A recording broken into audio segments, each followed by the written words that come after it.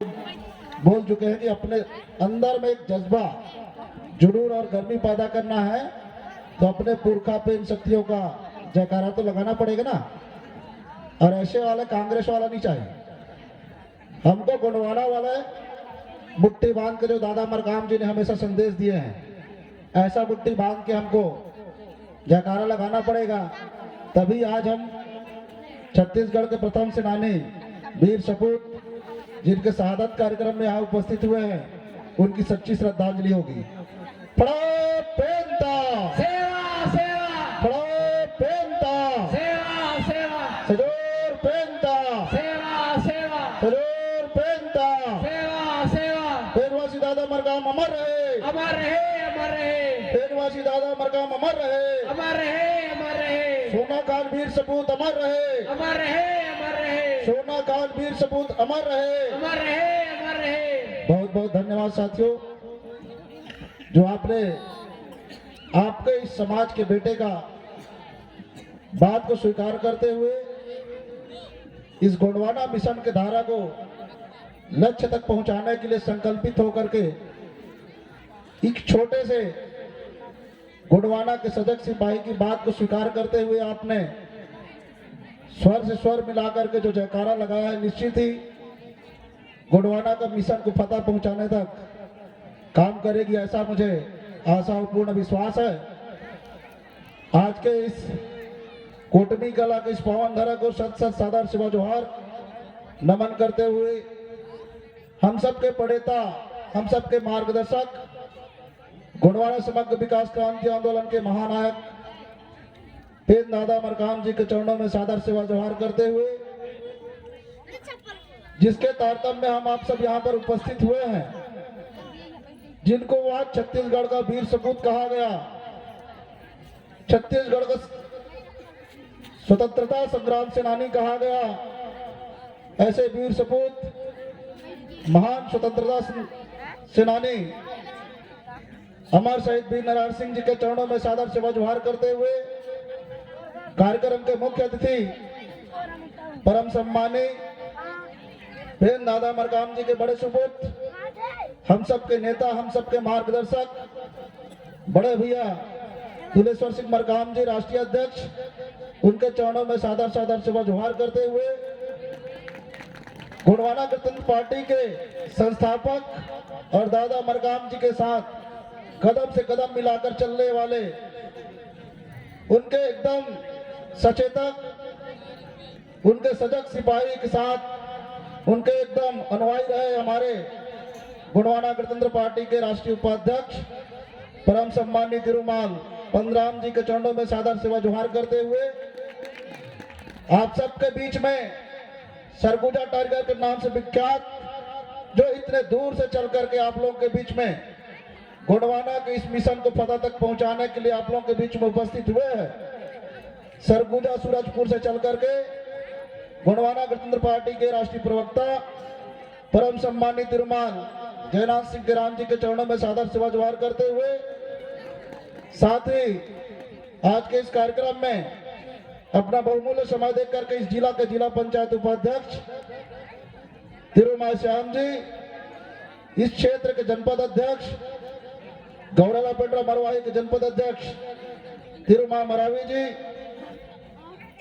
गोंडवाना गणतंत्र पार्टी युवा मोर्चा प्रदेश महासचिव सुश्री रितु पंद्राम जी एवं तमाम जो हमारे गोंडवाना गणतंत्र पार्टी के सजग सिपाही, जो दादा मरकाम जी के आदेशों और निर्देशों का पालन करते हुए आज भी उनके विचारों को लोगों तक जन जन तक पहुंचाने के लिए अपनी दिन रात का जो मेहनत कर रहे हमारे जिला के, ब्लॉक के, प्रदेश के, वार्ड के, पंचायत के, यहाँ तक के हमारे जीएसयू के जितने भी हमारे सजग सिपाहीगण है, आप सभी के चरणों में मेरा सादर सादर सेवा जोहार पूछे।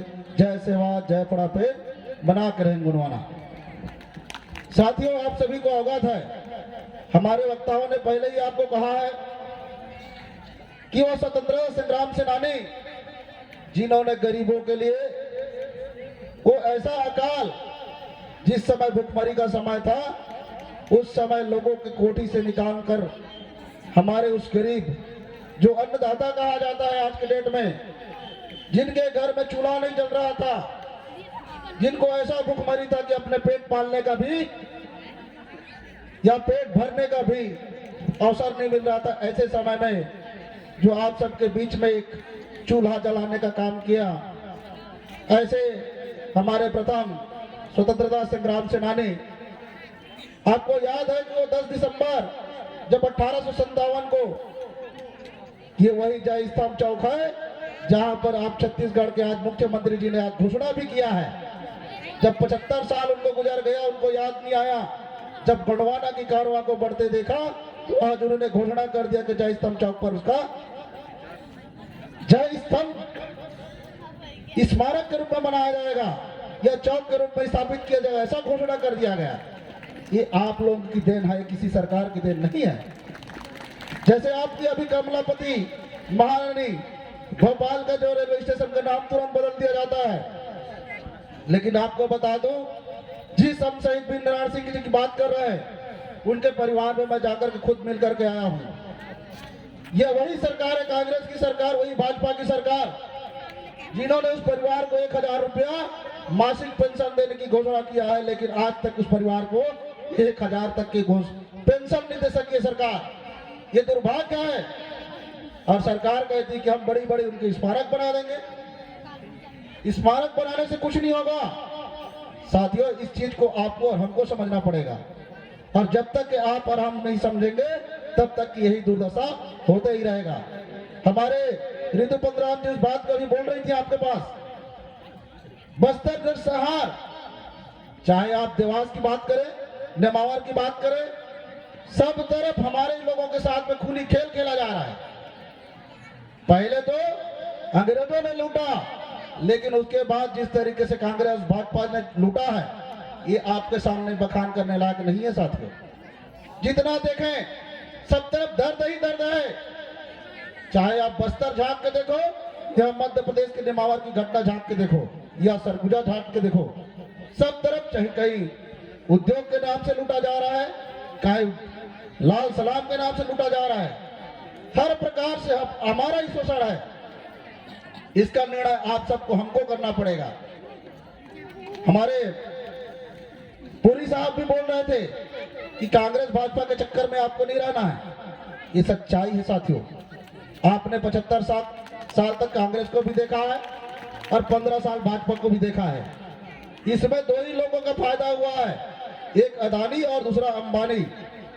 आपको तो निःशुल्क गैस सिलेंडर दिया गया था, क्या आप लोग अभी भरवा पा रहे हैं? क्या सरकार की उसकी चिंता नहीं है क्या?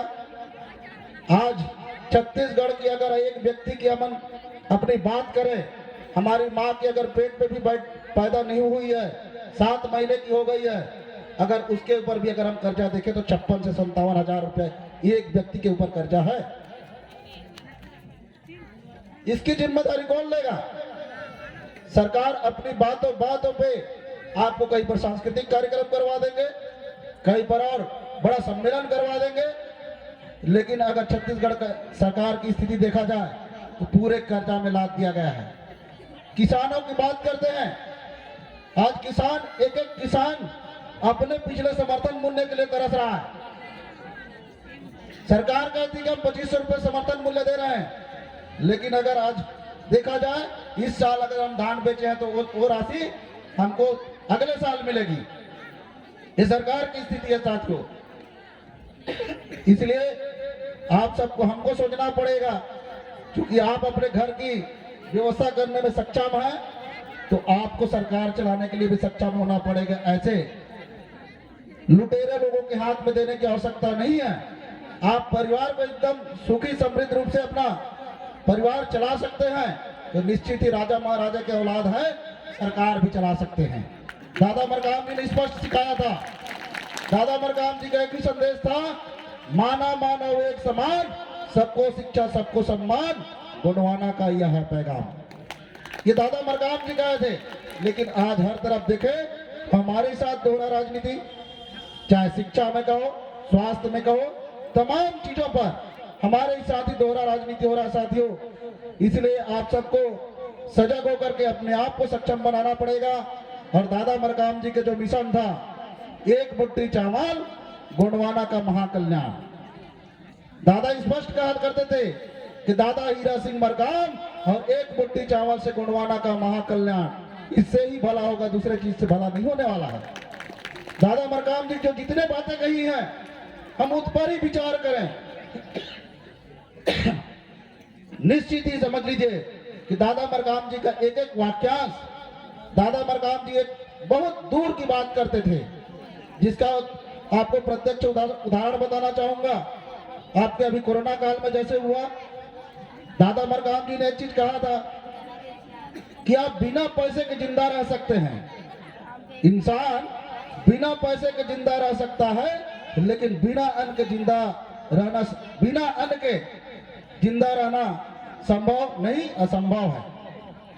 मतलब आप सोच लीजिए, ये कोरोना काल का समय ऐसा व्यापक रहा है जिसमें आदमी के पास करोड़ों रुपए रहने के बाद भी एक एक दाना के लिए मोहताज रहा। लेकिन इस देश का मूल निवासी समाज, अन्नदाता, अपने भर पेट खा के बस घर में आराम किया। ये दादा दूर की सोचते हैं, लेकिन हमने कभी उनकी बातों का अध्ययन भी नहीं किया। और बिना अध्ययन करे आज हमको ऐसा लगता है कि दादा आज हमारे बीच में नहीं है। साथियों, दादा नहीं है, लेकिन उनके विचार हमारे पास है, उनका विचार हमारे पास जिंदा है। उस विचार को हमको हर एक घर तक पहुंचाना पड़ेगा और गोंडवाना में समृद्धि लाना पड़ेगा। यही आशा और विश्वास के साथ में, चूंकि पहले हमारे भाईरा जी पहले कहे कि भाई हम एक छोटे सजग सिपाही हैं, उसी तारतम्य में आज हमारे शीर्ष नेता, जिनको हम नेता मानते हैं, जिनको हम नेता बनाना चाहते हैं, नेता के रूप में देखना चाहते हैं, वो हमारे बीच में उपस्थित हैं। जिस तरीके से लोगों ने कहा कि वो इतना बलिदान दिया, लेकिन अगर बलिदान की बात किया जाए, त्याग तपस्या की बात किया जाए, तो जिस तरीके से दादा मरकाम जी निश्चिंत होकर के अपने घर परिवार से निकले, वही त्याग और तपस्या के प्रतिमूर्ति बड़े भैया तुलेश्वर सिंह मरकाम जी हैं। आपको बता दूं, जब हम घर से निकलते हैं तो हमको शाम को फोन आना शुरू हो जाता है, लेकिन एक ऐसा परिवार है जिनको ना दिन की पता है, ना रात की पता है। दादा आज कोटमी में रहते, कल मंडला चले जाते, या पूरे देश में भ्रमण करते, लेकिन उन्होंने कभी अपने परिवार की चिंता नहीं की, पूरे समाज की चिंता की। तो साथियों, सबसे बड़े त्याग और तपस्वी यहाँ हमारे बीच में उपस्थित है बड़े भैया तुलेश्वर सिंह मरकाम जी। निश्चित ही उनके कंधों में बहुत बड़ी जिम्मेदारी है, और आप सभी से हम निवेदन करना चाहेंगे कि उस जिम्मेदारी को निर्वहन करने में आप हर एक व्यक्ति उनका साथ देंगे, ऐसा आशा और विश्वास है। और भैया तुलेश्वर सिंह मरकाम जी के नेतृत्व में हमारे सरगुजा टाइगर तिरुमाल जयनाथ सिंह ग्राम जी के निवास में एक निर्णय हुआ है कि जिस जंगल और जमीन की बात करते हैं, उनकी संरक्षण और संवर्धन के लिए एक ऐलान हो चुका है कि ये गोंडवाना गणतंत्र पार्टी के सजग सिपाही हर एक मातृशक्ति पितृशक्ति 20 तारीख से 24 तारीख तक पद यात्रा कर रायपुर की सरकार को बताना है कि हम आपके साथ नहीं खड़े हैं, हम अपनी अधिकार लेने के लिए जाना पड़ेगा। तो आपका ये जो पद यात्रा जो है बिलासपुर के नेहरू चौक से प्रारंभ होगी समय 11 बजे से, जिसमें हमारे राष्ट्रीय प्रवक्ता जी भी रहेंगे, हमारे राष्ट्रीय अध्यक्ष जी आपको हरी झंडी दिखा करके जो पट्टे की बात कर रहे थे, जिसको 26 नवंबर 2006 को 4.5 लाखों ने अपना साक्ष्य उपस्थिति दे करके देश के लिए महत्वपूर्ण कानून पास करवाया है, जिसको सरकार आज भी अमल करने के लिए तत्पर नहीं है और लोक लुभावने करके आप सबको झुठला फुसला रही है, उसको याद दिलाने के लिए पूरे गोंडवाना गणतंत्र पार्टी के समस्त सजग सिपाही, मातृशक्ति, पितृशक्ति, युवा साथी, हमारे जीएसयू के साथी, आप सभी से हम आह्वान करते हैं कि इस अग्नि परीक्षा में सरकार को कुंभकर्णी नीति से जुड़े हुए सरकार को जुगाने के लिए आप अधिक से अधिक संख्या में 20 तारीख को 20 दिसंबर 2021 को समय 11 बजे बिलासपुर के नेहरू चौक में उपस्थित होकर के इस गोंडवाना आंदोलन को आप फतह तक पहुंचाने के लिए साक्षी बनेंगे, ऐसा आशा और उम्मीद है। और आप सभी से हम आशा और उम्मीद करते हैं।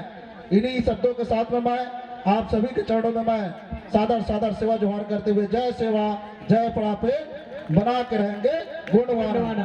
गुणवाना गणतंत्र पार्टी जिंदाबाद, जिंदाबाद जिंदाबाद गुणवाना गणतंत्र पार्टी जिंदाबाद। जिंदाबाद जिंदाबाद। धन्यवाद। बहुत बहुत धन्यवाद श्रीमान कुलदीप मरकाम भैया।